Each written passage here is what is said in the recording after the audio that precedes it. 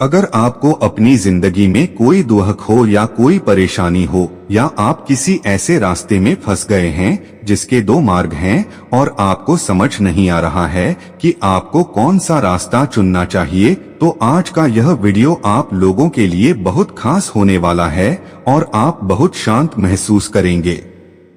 नमस्कार साथियों, कहानीकार रोहन चैनल में आपका स्वागत है। आपने यह कहावत तो अवश्य सुनी होगी कि क्रोध से भ्रम पैदा होता है, भ्रम से बुद्धि व्यग्र होती है और जब बुद्धि व्यग्र होती है तब तर्क नष्ट हो जाता है और जब तर्क नष्ट होता है तब व्यक्ति का पतन हो जाता है। यह कहावत भगवान श्री कृष्ण ने स्वयं कही थी। श्री कृष्ण कहते हैं, क्रोध एक ऐसा जहर है जो व्यक्ति को मारता तो नहीं लेकिन उसको अपने जैसा विषैला बना देता है। अब आप सोचेंगे, भला क्रोध किसी व्यक्ति को विषैला कैसे बना सकता है? वह इसलिए क्योंकि अक्सर जब इंसान गुस्से में होता है तो अपना आपा खो बैठता है और सामने वाले को ऐसे शब्द बोल जाता है जो किसी जहर से कम नहीं लगते। आप में से ऐसे बहुत से लोग होंगे जिन्हें क्रोध की वजह से बहुत सी परेशानियों का सामना करना पड़ा होगा, क्योंकि क्रोध के आवेश में आकर अक्सर इंसान अपने पराये का लिहाज भूल जाता है, जिसके चलते वह अपने सबसे करीबी रिश्ते गंवा बैठता है। अब सवाल यह है कि क्रोध की इस अग्नि को ठंडा कैसे किया जाए। हम आपको एक कहानी के माध्यम से समझाते हैं। प्राचीन समय की बात है, एक छोटे से गांव में एक बुद्धिमान गुरु रहते थे। उनके कई शिष्य थे जो उनसे ज्ञान और जीवन के महत्वपूर्ण सबक सीखने आते थे। एक दिन एक शिष्य बहुत गुस्से में गुरु के पास आया और बोला, गुरुजी, मैं आपसे बहुत गुस्से में हूँ। मेरे मित्र ने मुझसे बहुत बुरी बातें कही और मैं अब उसके साथ संबंध तोड़ने जा रहा हूँ। गुरुजी ने शांति पूर्वक मुस्कुराते हुए कहा, शांत हो जाओ और मेरे साथ आओ। वह शिष्य को एक शांत नदी के किनारे ले गए। नदी के पास पहुंचते ही गुरु ने कहा, इस पानी को देखो, यह बिल्कुल शांत है, लेकिन अगर तुम इस पर पत्थर फेंकोगे तो लहरें उठेंगी। जैसे ही पत्थर की गति थम जाएगी, पानी फिर से शांत हो जाएगा। शिष्य ने नदी में पत्थर फेंका और देखा कि पानी में लहरें उठीं और फिर धीरे धीरे शांत हो गईं। गुरु ने कहा, तुम्हारे गुस्से का भी यही हाल है। जब कोई तुमसे बुरा कहता है या तुम्हारे साथ गलत करता है तो वह एक पत्थर की तरह होता है जो तुम्हारे मन के शांत पानी को बाधित करता है। अगर तुम उसे और बढ़ावा देते हो तो लहरें तेज होंगी, लेकिन यदि तुम शांत हो जाओगे तो लहरें सहते ही थम जाएंगी और तुम्हारा मन फिर से शांत हो जाएगा। शिष्य ने गुरु की बातों को ध्यान से सुना और समझा कि गुस्से में आकर सही निर्णय नहीं लिया जा सकता। उन्होंने महसूस किया कि जब भी गुस्सा आता है उस समय शांत रहकर सोचना चाहिए ताकि मन स्थिर हो सके और सही निर्णय लिया जा सके। गुरु ने अंत में कहा, हर बार जब गुस्सा आए तो कुछ समय मौन रहो।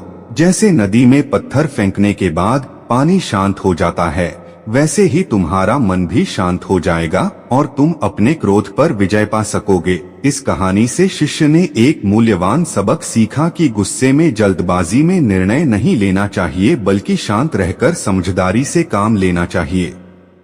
इसलिए दोस्तों, जब भी आपको गुस्सा आए तो कुछ समय के लिए मौन रहिए। इससे आपका क्रोध शांत हो जाएगा और आप बेहतर तरीके से स्थिति को संभाल सकेंगे। श्री कृष्ण कहते हैं, भय सबको होता है, चाहे वह पशु हो, पक्षी हो या मनुष्य। वास्तविकता में मनुष्य भय को अपने साथ लेकर ही जन्म लेता है। और इस भय से भय कैसा? यदि भय बुरा भाव होता तो क्या इसे हम अपने साथ लेकर जन्म लेते? वास्तविकता में भय हमें आगे बढ़ने के लिए प्रेरित करता है। अब देखिए, जीवन जीने का भय आपसे स्वयं की सुरक्षा करवाने का प्रयास करता है। अपमान का भय सदाचार की ओर बढ़ाता है। किसी प्रिय को खो देने का भय उसके लिए कर्तव्य पालन करने के लिए प्रेरित करता है। किंतु यह भय बुरा तब हो जाता है जब आप इसे अपने ऊपर हावी होने देते हैं और इसके लिए कुछ प्रयास नहीं कर पाते।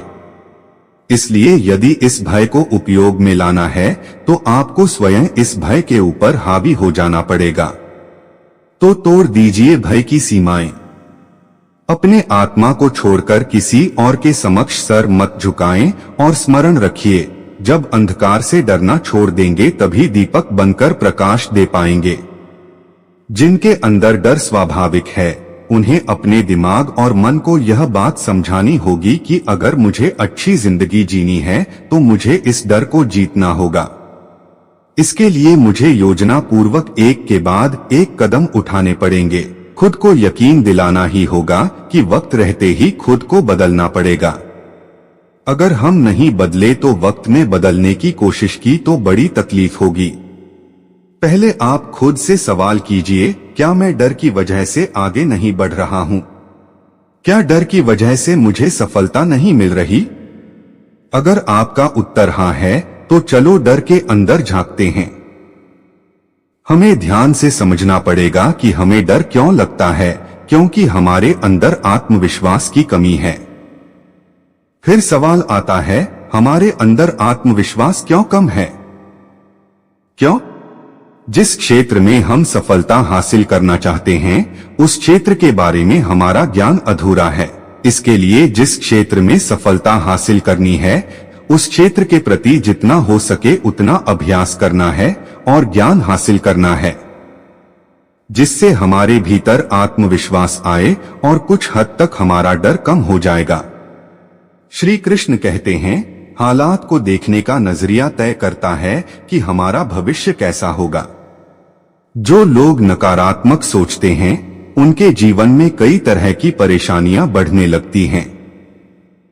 जिस तरह हम लोगों की सोच एक जैसी नहीं हो सकती, उसी तरह चीजों को देखने और उन्हें समझने का हमारा नजरिया भी एक जैसा नहीं हो सकता। कोई इंसान ऐसा होता है जो हमेशा अच्छी चीजें सोचता है, तो कोई ऐसा होता है जिसके दिमाग में हमेशा बुरे विचार ही आते हैं। उसी तरह कोई व्यक्ति ऐसा होता है जिसमें कुछ न कुछ अच्छाई जरूर होती है, लेकिन कोई ऐसा भी होता है जो हर चीज में कमियां ही निकालता है। दोनों ही सिचुएशन में दो अलग अलग तरह की सोच रखने वाले व्यक्तियों को लगता है कि वह सही है। सही सोचने वाले को लगता है कि वह सही सोच रहा है और गलत सोचने वाले को लगता है कि वह भी सही सोच रहा है। लेकिन कहीं न कहीं दोनों में से कोई एक व्यक्ति ही सही है। अब मैं आपको एक छोटी सी कहानी के माध्यम से समझाता हूं कि हमारा लोगों और जिंदगी के प्रति नजरिया कैसा होना चाहिए। एक छोटा सा गांव था जहां एक युवक रहता था। उसकी परिस्थितियां बहुत कठिन थीं। उसके परिवार की आर्थिक स्थिति ठीक नहीं थी और गांव में संसाधनों की भी कमी थी। लोग अक्सर उसे यह कहकर हतोत्साहित करते, तुम्हारी किस्मत में कुछ अच्छा नहीं है। इतना संघर्ष के बाद भी तुम सफल नहीं हो पा रहे हो। लेकिन युवक हमेशा मुस्कुराता और कहता, मैं कोशिश करूंगा और मुझे विश्वास है कि जरूर कुछ अच्छा होगा। वह हर दिन अपने काम पर मेहनत करता, पढ़ाई में जुटा रहता। जो भी गलतियां करता उनसे सीखता। उसने कभी नकारात्मक सोच को अपने ऊपर हावी नहीं होने दिया। लोग उसकी परिस्थितियों को देखकर ताने देते थे, लेकिन उसने उन बातों को नजरअंदाज किया और अपनी सोच को सकारात्मक रखा। वह जानता था कि समस्याएं हर किसी के जीवन का हिस्सा होती हैं, लेकिन सकारात्मक सोच के साथ आगे बढ़ने पर ही समाधान मिलते हैं। धीरे धीरे उसकी मेहनत रंग लाने लगी। उसे एक नौकरी का मौका मिला और उसने अपने परिवार की स्थिति को सुधारने में महत्वपूर्ण भूमिका निभाई। लोग अब उसकी तारीफ करने लगे जो कभी उसकी आलोचना करते थे। इसलिए अगर हम हर परिस्थिति में सकारात्मक सोचें और दूसरों की गलतियों से सीख लें, तो हम सफलता की ओर अग्रसर हो सकते हैं। जीवन में मुश्किलें आती हैं, लेकिन उन्हें सकारात्मक नजरिए से देखना और धैर्य के साथ आगे बढ़ना ही असली जीत है। श्री कृष्ण कहते हैं कि मन चंचल है, किंतु यह हमारे अधीन है और हमारी अनोखी शक्ति है, जिसके सही उपयोग से हम किसी भी बाधा को पार कर सकते हैं। आपका दिमाग आपके जीवन में अच्छाई के निर्माण के लिए सबसे महत्वपूर्ण है, लेकिन अगर इसका सही उपयोग नहीं किया जाए तो यह आपके जीवन का सबसे विनाशकारी बल हो सकता है। आपका मन विशेष रूप से आपके विचार और आपके जीवन को प्रभावित करते हैं। इसलिए जीवन को सही तरीके से जीने के लिए हमारे मन पर बुरा प्रभाव नहीं होना चाहिए और यह हमारे अनुकूल ही कार्य करना चाहिए। भागवत गीता में भगवान श्री कृष्ण कहते हैं, मन का बेचैन होना उसका स्वभाव है। हमारे मन को लगता है कि अगर वह अलग अलग बातों के बारे में सोचता रहेगा तो हमें आने वाली हर मुश्किल और मुसीबत से बचा लेगा, पर ऐसा होता नहीं है। हम अपने जीवन का काफी अधिक समय सोच विचार करके परेशान होने में निकाल देते हैं। क्या आप कौवे को कह सकते हैं कि वह कॉक की आवाज ना करे? या फिर क्या आप किसी मेढक को कह सकते हैं कि वह पानी देखते ही ऊंची छलांग ना मारे? हमारा मन भी कुछ ऐसा ही है। जीवन में कुछ भी होता है, अच्छा या बुरा, हमारा मन उस पर कॉक करने लगता है। कॉक से मेरा मतलब है चिंता करना। आइए एक कहानी के माध्यम से समझते हैं। एक बार एक गांव में एक व्यक्ति रहता था जो हमेशा चिंतित और बेचैन रहता था। उसे छोटी छोटी बातों की बहुत फिक्र रहती थी। जब भी कोई परेशानी आती उसका मन अशांत हो जाता। वह हर समस्या का हल जल्द से जल्द निकालना चाहता था, लेकिन बेचैन मन उसे परेशान कर देता था। एक दिन वह एक बुद्धिमान बुजुर्ग के पास पहुंचा और बोला, मुझे शांति नहीं मिल रही, मेरा मन हमेशा उलझा रहता है, क्या आप कोई उपाय बता सकते हैं? बुजुर्ग ने मुस्कुराते हुए उसे एक कांच का गिलास दिया जिसमें पानी भरा था और कहा, इसे बिना गिराए इस बगीचे के चारों ओर लेकर घूमो, लेकिन एक बात ध्यान रखना, तुम्हारा ध्यान सिर्फ इस गिलास पर होना चाहिए। वह व्यक्ति गिलास लेकर धीरे धीरे बगीचे में घूमने लगा। उसका पूरा ध्यान इस बात पर था कि पानी ना गिर जाए। वह बहुत सावधानी से चल रहा था। जब वह चारों ओर घूमकर वापस आया तो बुजुर्ग ने पूछा, कैसा महसूस हुआ? व्यक्ति ने कहा, मैंने गिलास को बिना गिराए संभाल लिया, पर इस दौरान मैं किसी और बात पर ध्यान नहीं दे पाया। ना ही मुझे कोई चिंता हुई, ना ही कोई बेचैनी। बुजुर्ग ने मुस्कुराते हुए कहा, यही जीवन का रहस्य है। जब हम अपने मन को किसी एक चीज पर केंद्रित करते हैं तो बाकी परेशानियां धीरे धीरे छोटी हो जाती हैं। हमारा मन शांत रहता है क्योंकि हम उन उलझनों पर ध्यान नहीं देते। जैसे तुमने सिर्फ गिलास पर ध्यान दिया, वैसे ही जीवन में जब तुम अपने काम और वर्तमान पल पर ध्यान केंद्रित करोगे तो मन शांत हो जाएगा। मन की शांति के लिए आवश्यक है कि हम वर्तमान में जिएं, अपना ध्यान एक जगह केंद्रित रखें और छोटी छोटी परेशानियों को अपने मन पर हावी ना होने दें। जीवन में हमेशा चिंताएं रहेंगी, लेकिन हमारा मन शांत तब रहता है जब हम खुद को उन चिंताओं से दूर रखते हैं और अपने काम पर ध्यान देते हैं। एक समय की बात है, एक सुंदर जंगल के किनारे एक छोटा सा गांव बसा हुआ था। वहां एक समझदार संत रहते थे जिनके पास लोग अपनी समस्याएं लेकर आते और संत से मार्गदर्शन प्राप्त करते। एक दिन गांव का एक युवक संत के पास आया। युवक बेहद परेशान और दुखी था। उसने संत से कहा, गुरुजी, मेरे जीवन में बहुत सारी परेशानियां हैं।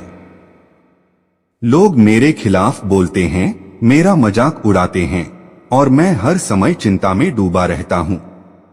मुझे क्या करना चाहिए ताकि मैं भी शांत और संतुष्ट रह सकूं? संत ने युवक को मुस्कुराते हुए एक बीज दिया और कहा, इस बीज को ले जाओ और इसे वहां बो दो जहां धूप और पानी अच्छे से मिल सके।